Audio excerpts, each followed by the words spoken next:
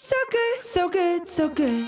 Everything you want for summer is at Nordstrom Rack stores now and up to 60% off. Stock up and save on the brands you love like Vince, Sam Edelman, Frame, and Free People. Join the Nordy Club to unlock exclusive discounts, shop new arrivals first, and more. Plus, buy online and pick up at your favorite Rack store for free. Great brands, great prices. That's why you Rack. तुम्ही काय करू शकता आणि काय नाही हे इतर कोणीच तुमच्यासाठी निश्चित करू शकत नाही आणि तुम्ही स्वतःही ठरवू शकत नाही. कारण जेव्हा आपण तुम्ही काय करू शकता म्हणतो तेव्हा आपण क्षमतेविषयी बोलतोय. क्षमतेला कधीच ठराविक साच्यात बांधता येत नाही. क्षमतेची सतत वाढ करता येऊ शकते, नाही का? तर खरं तर अशी कुठली मर्यादा नाहीच आहे की एखादा काय करू शकतो, कारण क्षमतेची सतत वाढ करता येऊ शकते.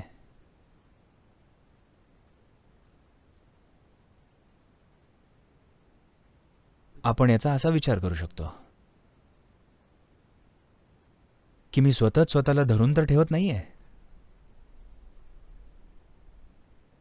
अशा कुठल्या गोष्टीमुळे ज्या मुळात मला जे करायचं आहे त्यापासून वेगळे आहेत. अनेक लोक तुमच्या बघण्यात आलेली, ज्यांना इतिहासानं महात्मा असं म्हटलंय, त्यांच्याबरोबर एवढंच झालंय. ते एका सीमित ओळखीच्या आधारानं जगत होते आणि अचानक एखाद्या घटनेनं ओळखीला तडा जाऊन अचानकपणे त्यांनी त्यांची ओळख कितीतरी मोठ्या प्रक्रियेशी बांधली. त्यांच्या भोवती घडत असलेल्या आणि त्यांनी अशा गोष्टी केल्या ज्याची त्यांना कधीच कल्पना नव्हती. उदाहरणार्थ महात्मा गांधी, अगदी साधा माणूस. त्यांना उपजीविका चालवणंही जमलं नाही. ते वकील म्हणून ग्रॅज्युएट तर झाले.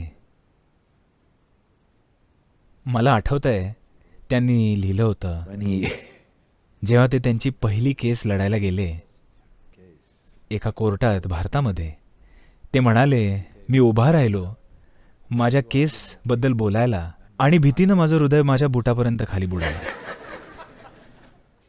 हे त्यांचे शब्द होते. आणि अर्थातच ते ती केस हरले. मग त्यांनी ठरवलं ही वकिली त्यांचं काम नाही. त्यांनी दुसरं कुठलं काम शोधायला पाहिजे, कारण त्यांच्यात उभं राहून बोलायची हिंमत नाही. कोर्टामध्ये हे महात्मा गांधींचे शब्द वाटतात का?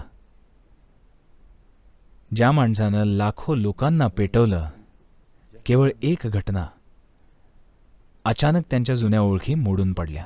ते दक्षिण आफ्रिकेत गेले होते उपजीविकेसाठी आणि वकील म्हणून त्यांचं ठीकठाक चाललं होतं. आणि एक दिवस त्यांनी फर्स्ट क्लासचं तिकीट विकत घेतलं ट्रेनचं आणि चढले ट्रेनमध्ये. आणि थोडं अंतर गेल्यावर पुढच्या कुठल्या स्टेशनवर एक दुसरा व्हाईट दक्षिण आफ्रिकी माणूस चढला आणि त्याला हा सावळ्या रंगाचा माणूस फर्स्ट क्लासमध्ये बसलेला आवडलं नाही. म्हणून त्यानं तिकीट कलेक्टरला बोलवलं. तिकीट कलेक्टर म्हणाला, बाहेर हो. महात्मा गांधी म्हणाले, माझ्याकडे फर्स्ट क्लासचं तिकीट आहे. तो म्हणाला, ते काही नाही, चल बाहेर हो. ते म्हणाले, नाही, माझ्याकडे फर्स्ट क्लासचं तिकीट आहे, मी का बाहेर जावं? म्हणून त्यानं त्यांना जबरदस्ती बाहेर ढकललं. त्यांचं सगळं सामान बाहेर फेकलं आणि ते प्लॅटफॉर्मवर पडले आणि तिथेच बसून राहिले कितीतरी तास. का माझ्याबरोबर असं झालं? मी फर्स्ट क्लासचं तिकीट काढलं, का मला ट्रेनमधून बाहेर काढलं?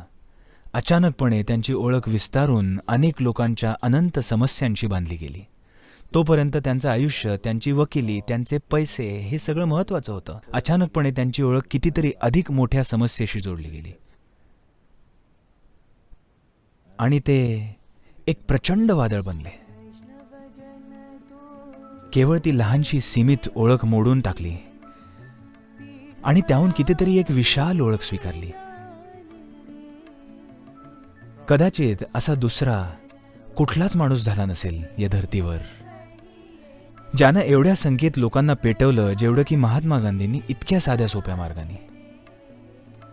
मी त्यांना आध्यात्मिक म्हणणार नाही, पण समाजाच्या आणि राजकीय दृष्टीनं त्या काळासाठी अगदी अर्थपूर्ण. आधी कधीच कुठल्याही परकीय आक्रमकांना या धर्तीवर बाहेर घालवलं गेलं नव्हतं. त्यांनी इतके वर्ष राज्य केल्यानंतर त्यांच्या दिशेनं बंदुकीच्या गोळ्या न चालवता, त्यांचं रक्त न सांडता पूर्वी कधीच अशी गोष्ट घडली नव्हती. ज्या लोकांनी बाहेरून येऊन राज्य मिळवलं त्यांनी ठराविक किंमत मोजली त्यासाठी. ते सहजासहजी सोडून जाणार नाहीत, सहजासहजी जाणार नाहीत.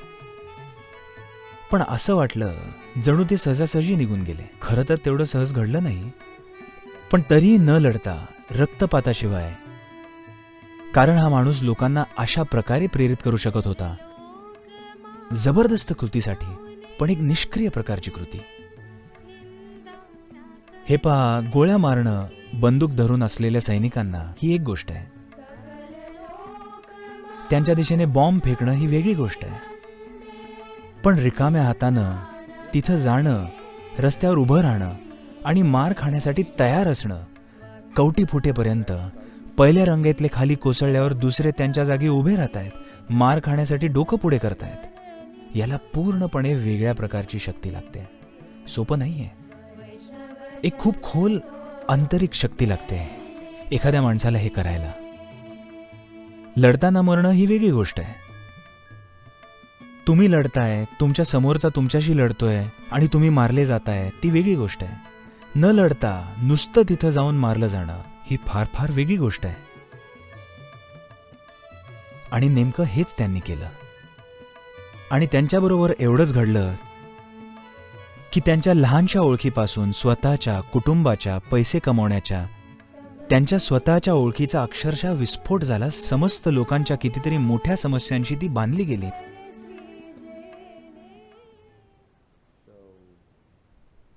कुठलीही सीमा आखू नका. तुम्ही काय करू शकता आणि काय नाही याबद्दल.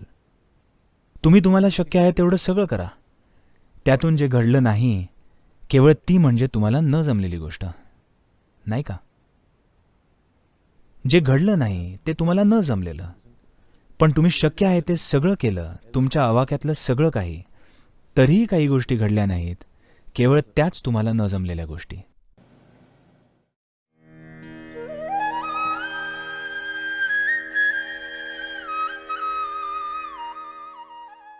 The right window treatments change everything. Your sleep, your privacy, the way every room looks and feels. At Blinds.com, we've spent 30 years making it surprisingly simple to get exactly what your home needs. We've covered over 25 million windows and have 50,000 five-star reviews to prove we deliver. Whether you DIY it or want a pro to handle everything from measure to install, we have you covered. Real design professionals, free samples, zero pressure. Right now, get up to 45% off with minimum purchase, plus get a free professional measure at Blinds.com. Rules and restrictions apply.